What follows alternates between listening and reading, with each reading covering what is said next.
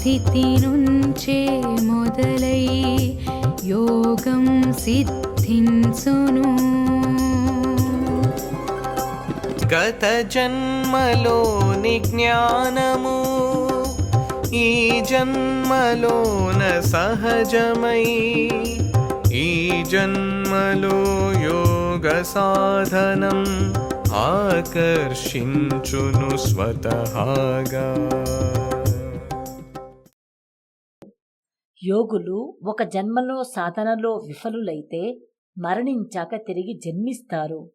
గత జన్మలో యోగ సాధన ఏ స్థితిలో ఆగిపోయిందో ఈ జన్మలో తిరిగి ఆ స్థితి నుండి ప్రారంభించి యోగ సాధనను పరిపూర్తి చేస్తారు. గత జన్మలోని జ్ఞానం ఈ జన్మలో సహజంగా లభిస్తుంది. నూతన జన్మలో యోగ సాధన వైపు స్వతహాగా ఆకర్షింపబడతాడు.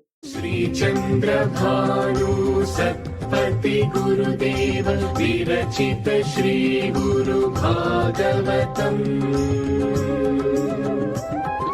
స్వరలయ వికసిత సుమదన శోభిత శ్రీ గురు చరణ సమర్పితం.